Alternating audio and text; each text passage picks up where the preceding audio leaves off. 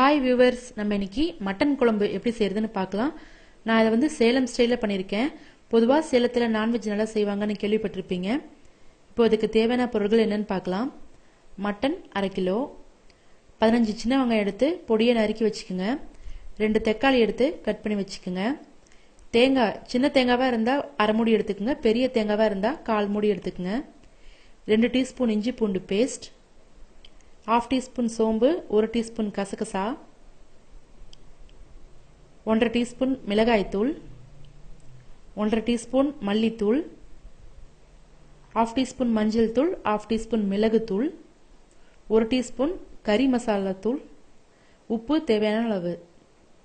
இப்போ எப்படி செய்யறதுன்னு பார்க்கலாம். இப்போ குக்கரில் ஒரு குழிக்கரண்டி அளவு எண்ணெய் எடுத்திருக்கேன். நம்ம குக்கர்லேயே எடுத்துக்கலாம். ஏன்னா நம்ம மட்டன் அதிலேயே வதக்கி நம்ம வேக விட போகிறோம். அதனால குக்கர்லேயே எண்ணெய் எடுத்துக்கலாம். எண்ணெய் காஞ்சதுக்கு அப்புறம் வெங்காயம் போட்டு நல்லா வதக்கிக்குங்க.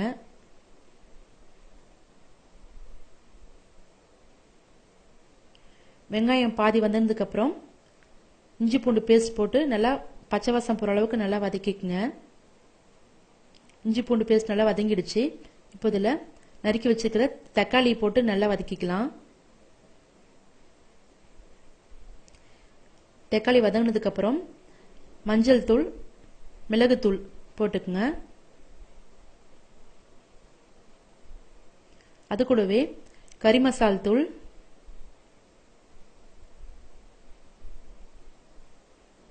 மிளகாய் தூள்,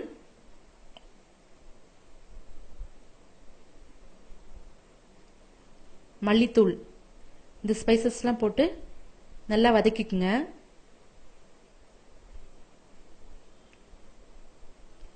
இப்போ நல்லா வதங்கிடுச்சு.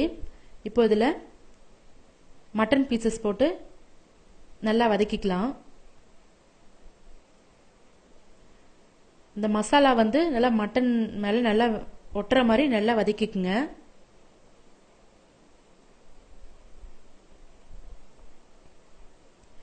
தேவையான அளவு உப்பு இதிலேயே போட்டுக்கலாம். உப்பு போட்டோம்னா மட்டன் பீசஸ் வந்து தண்ணி விடும். நம்ம கிளறதுக்கு கொஞ்சம் ஈஸியாக இருக்கும். ஒரு 2 நிமிஷத்துக்கு நல்லா வதக்கிக்குங்க.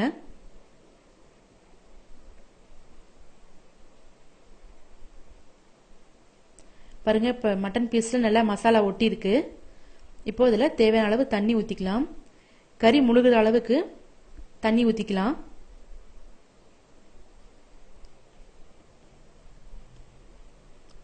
இப்போ குக்கரை மூடி வச்சிடலாம். இதை 5 அல்லது 6 விசில் விடலாம்.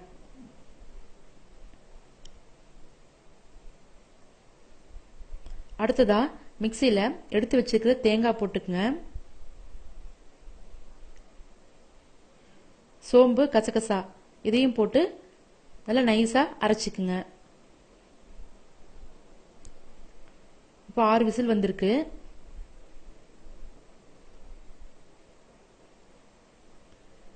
மட்டன் நல்லா வெந்திருக்கு. இப்போ இதில் அரைச்சி வச்சிருக்கிற மசாலாவை ஊற்றிக்கலாம். மசாலா வேகிறதுக்காக ஒரு 10 நிமிஷம் கொதிக்க விடுங்க. இப்போ சுவையான சேலம் ஸ்டைல் மட்டன் குழம்பு ரெடி ஆயிடுச்சு. நீங்களும் உங்க வீட்டில் செஞ்சு பாருங்க. உங்க கமெண்ட்ஸ், ஃபீட்பேக்ஸை சொல்லுங்க.